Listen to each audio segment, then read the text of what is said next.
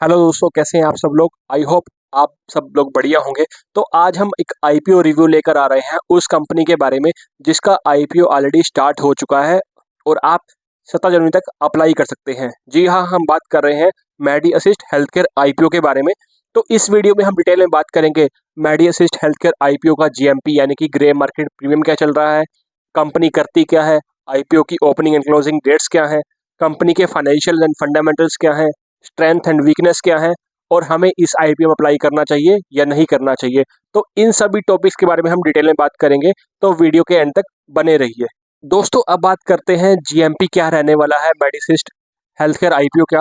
GMP होता है basically grey market premium. ये असेंशियल होता है मार्केट गेन्स के लिए यानी कि लिस्टिंग गेन्स के लिए कि कितना गेन होगा इस आईपीओ के अंदर।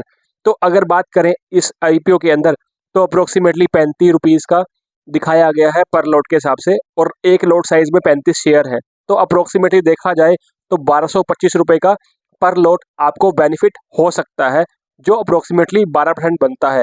लेकिन जो हम कंसीडर करते हैं वो हम कंसीडर करते हैं मिनिमम 20% का जीएमपी। ठीक है, तो आज जो आईपीओ का है पहला दिन है अप्लाई करने का, तो हमें ज़्यादा जल्दी नहीं करनी है। हमें देखना है कि आईपीओ का जो है जीएमपी है कितना रहता है, क्योंकि जीएमपी जो है मार्केट ट्रेंड के अकॉर्डिंगली अप एंड डाउन हो सकता है। और अगर हम बात करें एंकर लिस्टिंग की, तो इस आईपीओ से पहले मेडिसिस्ट ने 350 करोड़ रुपए जुटाए हैं एंकर इन्वेस्टर से। इसमें बड़े बड़े नाम शामिल हैं, जैसे नोमुरा ट्रस्ट हो गया, गोल्डमैन सैक्स हो गया, पाइन ब्रिज ग्लोबल फंड्स हो गया, तो एचएसबीसी हो गया। तो डिफरेंट डिफरेंट मतलब कि बड़े बड़े नाम हैं। तो इसमें चांसेस ये हैं कि लिस्टिंग गेन के चांसेस अच्छे रहेंगे। दोस्तों, अब क्वेश्चन आता है कि मेडिसिस्ट करती क्या है। मेडी असिस्ट टीपीए सर्विसेज प्रोवाइड करती है इंश्योरेंस कंपनी को। इनकी होल सब्सिडरीज हैं, जैसे मेडिसिस्ट टीपीए हो गया, रक्षा टीपीए हो गया, ये इन्हीं की सब्सिडरीज है। तो ये third party insurance service provide करती हैं इंश्योरेंस कंपनी और अकॉर्डिंगली पेशेंट्स को। इनका 30 सितंबर 2023 के अगर अकॉर्डिंग डाटा देखा जाए तो इनके पैनल के ऊपर 18,000 हॉस्पिटल हैं 1069 शहरों के अंदर और 31 स्टेट्स को ये कवर करती हैं। तो बेसिकली ये देखा जाए तो टीपीए करता क्या है ना, टीपीए जैसे आप पेशेंट होता है, हॉस्पिटल में एडमिट होता है, तो उसका जो अटेंडेंट होता है वो सारे डॉक्यूमेंट्स होते हैं, जो बिल्स होते हैं, डिस्चार्ज समरी होती है, वो टीपीए को प्रोवाइड कराता है। ठीक है, जब टीपीए को प्रोवाइड कराने का मतलब क्या है, जो पेशेंट का अटेंडेंट है वो सारे डॉक्यूमेंट लेकर हॉस्पिटल में एक टीपीए डेस्क होता है उसको प्रोवाइड कराता है, और जो टीपीए डेस्क होता है वो टीपीए कंपनी को प्रोवाइड कराता है डॉक्यूमेंट सारे। अब टीपीए कंपनी का काम है बेसिकली वो सारे डॉक्यूमेंट वेरीफाई करवा के इंश्योरेंस कंपनी को भेजना। अब जब इंश्योरेंस कंपनी अपने एंड से चेक करेगी सारे डॉक्यूमेंट्स, तभी वो पेशेंट को पेमेंट रिलीज करती है। तो यानी कि देखा जाए जो टीपीए होता है वो एक्ट करता है as a intermediate between hospital, patient and the insurance company to settle their claims. Okay, तो इस डायग्राम के माध्यम से हम समझ सकते हैं जो टीपीए है वो सेंटर पॉइंट है, मिडिल पॉइंट है। अब पेशेंट हॉस्पिटलाइज हुआ, पेशेंट ने डॉक्यूमेंट सबमिट किए, डॉक्यूमेंट गए टीपीए के पास, टीपीए ने डॉक्यूमेंट वेरीफाई कराए और इंश्योरेंस कंपनी को भेजे। अब इंश्योरेंस कंपनी ने डॉक्यूमेंट वेरीफाई किए, ओके किए, और उसने पेशेंट के अकाउंट में रिम्बर्समेंट भेज दिया। ठीक है, तो ये टीपीए का काम होता है। दोस्तों, अब बात करते हैं मार्केट शेयर की। तो अगर रिटेल मार्केट में देखा जाए तो मेडी असिस्ट का शेयर 14.8% है, और अगर मैं group health insurance market share की बात करूं तो वो 41.71% है, जो देखा जाए बहुत ही प्रोमिनेंट है। अब बात आती है कि जो टीपीए होते हैं वो अपनी अर्निंग कैसे करते हैं।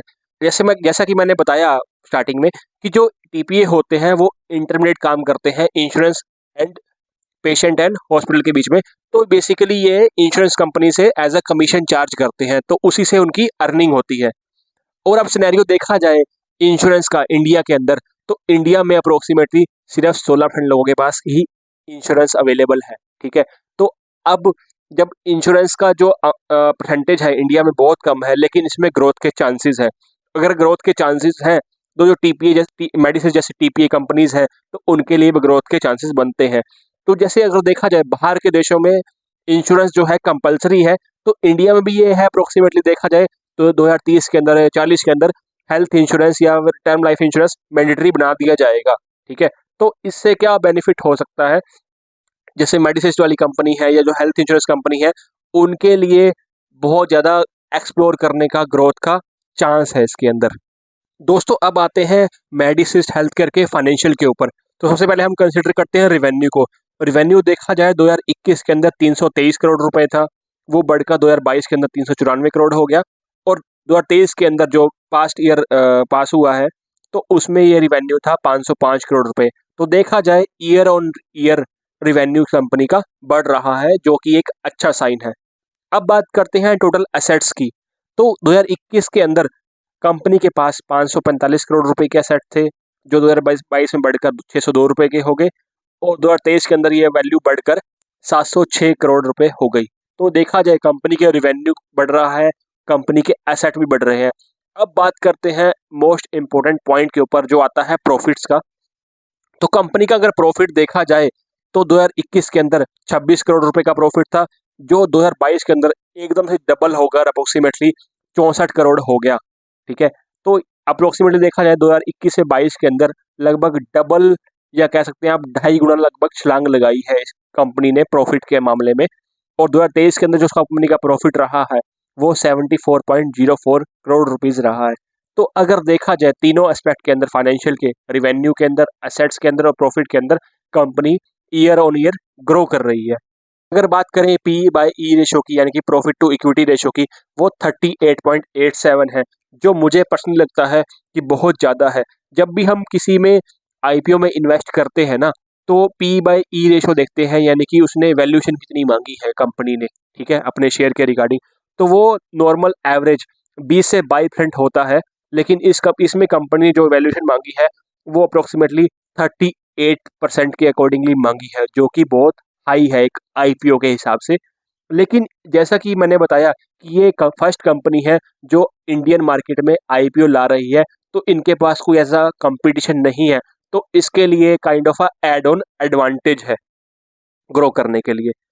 लेकिन अगर मैं बात करूँ नॉर्मल इन्वेस्टर की, जो इन्वेस्ट करता है ना, पैसे लगाता है अपने, वो इन्वेस्टर उसी आईपीओ में इन्वेस्ट होता है जो रीजनेबल वैल्यूड होती है कंपनी। ठीक है, इसके केस में देखा जाए, मेडिसिस के केस में देखा जाए, तो वैल्यूएशन थोड़ी मुझे ज़्यादा लगी। दोस्तों कंपनी के फाइनेंशियल के बाद बात करते हैं उसकी आईपीओ डिटेल्स के बारे में, यानी कि जो आईपीओ है वो कब से कब आ रहा है, मिनिमम इन्वेस्टमेंट क्या चाहिए, लॉट साइज क्या रहा है और इशू साइज क्या रहेगा। तो इस आईपीओ का, मेडिसिस्ट हेल्थ केयर आईपीओ का जो बिडिंग डेट्स है वो 15 से 17 जनवरी के बीच में है। जो आपको मिनिमम इन्वेस्टमेंट करनी पड़ेगी वो 13,895 रुपये करनी पड़ेगी, और आपको मिनिमम 35 लॉट खरीदने पड़ेंगे। ठीक है, और अगर मैं प्राइस रेंज की बात करूँ, वो 397 से लेके 418 तक की प्राइस रेंज में रहने वाला है। और अगर मैं बात करूं इशू साइज की, यानी कि कंपनी कितना पैसा जुटा रही है इस आईपीओ से, तो वो अप्रोक्सीमेटली फिगर बनता है 1171 करोड़। दोस्तों अब बात करते हैं ऑफर फॉर सेल, यानी कि जो इन्वेस्टर्स हैं वो इस आईपीओ से कितना पैसा निकाल कर बाहर हो रहे हैं। तो अप्रोक्सीमेटली देखा जाए वो पूरा पैसा, यानी कि 1171.58 करोड़, जो इस आईपीओ का जो प्राइस है, जो कंपनी पैसा उठा रही है, वो सारा पैसा इन्वेस्टर लेकर काइंड ऑफ बाहर जा रहे हैं। तो इस आईपीओ के बाद क्या होगा ना, जो इन्वेस्टर्स होंगे, जो मेन इन्वेस्टर्स होंगे, उनका शेयर अप्रोक्सीमेटली 45% रह जाएगा, जो मेरे according kind of a negative point है। बिकॉज इन्वेस्टर्स का क्या होता है, जैसे भी आईपीओ में लगाते हैं तो वो मेजोरिटी ऑफ शेयर रखते हैं अपने पास, अप्रोक्सीमेटली 51%। लेकिन इसमें जब आईपीओ चला जाएगा, इन अलॉटमेंट हो जाएगी, तो इन्वेस्टर्स के पास अप्रोक्सीमेटली 45% शेयर रह जाएगा, जो मेजोरिटी से कम है। तो ये इस आईपीओ के लिए मेरे अकॉर्डिंग एक नेगेटिव पॉइंट है। तो अब बात आती है आप कितना पैसा लगा सकते हो। आप एज अ रेगुलर इन्वेस्टर देखा जाए तो अप्रोक्सीमेटली आप 2 लाख रुपए तक लगा सकते हो। अगर आप हाई नेटवर्क इंडिविजुअल हो, यानी कि एचएनआई कैटेगरी के अंदर आते हो, तो अप्रोक्सीमेटली आप 2 से 5 लाख रुपए तक लगा सकते हो। अब बात करते हैं सब्सक्रिप्शन रेट की, यानी कि इसका जो सब्सक्राइब है कितना परसेंट सब्सक्राइब हो रहा है। अगर क्यूएनआई कैटेगरी में देखें, क्यूएनआई में कैटेगरी में देखें तो 0% सब्सक्राइब है अभी। एनआईए में देखें तो अप्रोक्सीमेटली 0.08% है। रिटेल इन्वेस्टमेंट कैटेगरी में देखें तो 0.37% है। तो यानी कि अप्रोक्सीमेटली देखा जाए फर्स्ट डे के अंदर अभी सब्सक्रिप्शन रेट काफ़ी कम है। तो हमें मतलब कि थोड़ा वेट करना पड़ेगा और इसके ऊपर नज़र रखनी पड़ेगी। दोस्तों अब क्वेश्चन आता है कि इस आईपीओ में लगा हमें अप्लाई करना चाहिए या नहीं करना चाहिए। दोस्तों अगर मैं बात करूं जीएमपी के अकॉर्डिंग, तो जीएमपी जैसे मैंने बताया कि अप्रोक्सीमेटली 12% बनता है, तो जो काइंड ऑफ बहुत कम है। ठीक है, तो उस आईपीओ के अप्लाई करने के लिए पहले हमें जीएमपी को कंसिडर करना पड़ेगा, बिकॉज जीएमपी चेंज होता रहता है मार्केट ट्रेंड्स के अकॉर्डिंग। तो हमें जीएमपी के लिए 17th यानी कि लास्ट डेट तक रुकना पड़ेगा और उसके बाद डिसाइड करना पड़ेगा कि हमें पैसे लगाने चाहिए या नहीं लगाने चाहिए। लेकिन अगर मैं बात करूं एंकर लिस्ट के लिए, जो एंकर लिस्ट से जो इन्वेस्टमेंट आई है 350 करोड़ की, वो एक काइंड ऑफ प्लस पॉइंट है। और अगर मैं दूसरे प्लस पॉइंट की बात करूं कंपनी के रिगार्डिंग, तो कंपनी की पैन इंडिया में प्रेजेंस है और लगभग 18,000 हॉस्पिटल्स को ये कवर करती है 31 स्टेट्स के अंदर। ठीक है, इनके पास एक टेक ड्रिवन अप्रोच है, जिससे वो फ्रॉड मैनेजमेंट हो गया, वेस्ट मैनेजमेंट हो गया या अब्यूज मैनेजमेंट हो गया, उसको कंट्रोल करते हैं। ठीक है, तो ये भी एक अच्छी साइन है कंपनी के लिए। तो अगर मैं देखूं, अगर एक नेगेटिव पॉइंट की बात करूं, तो जो ऑफर फॉर सेल है वो 1171 करोड़ रुपए का है, यानी कि जो सारे इन्वेस्टर्स हैं अपना पैसा निकाल कर बाहर जा रहे हैं, जो मुझे एक लगता है kind of a negative point है। तो अगर मैं बात करूं इस आईपीओ के बारे में, तो मतलब कि देखा जाए मेजर एडवांटेजेस ज़्यादा हैं और काइंड ऑफ ड्रॉबैक्स हैं, नेगेटिव हैं, लेकिन वो कम है। जैसे कि बात करूं, मैं एक फर्स्ट कंपनी है जो आईपीओ पे लिस्टेड होने जा रही है टीपीए के अंदर। ठीक है, जो एक पॉजिटिव पॉइंट्स है। इसके अलावा जो P/E रेशो है, यानी कि जो प्रॉफिट टू इक्विटी रेशो है, जो मैंने बोला था, वो अप्रोक्सीमेटली 10 से 20% के बीच में होना चाहिए, लेकिन इसके अंदर 38% है, वो kind of a negative points है। तो ये देखा जाए तो पॉजिटिव ज़्यादा है, लाइक नेगेटिव है लेकिन नेगेटिव कम है।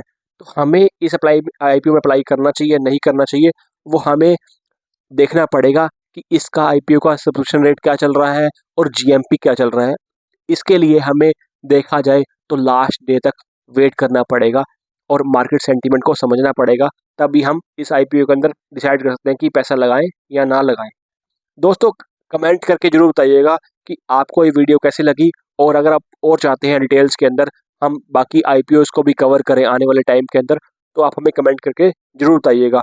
अगर आपको हमारा कंटेंट पसंद आया तो आप शेयर कीजिए, सब्सक्राइब कीजिए और देखते रहिए हमारा चैनल फाइनेंस विद चाहत। Thank you so much guys, thank you for your support.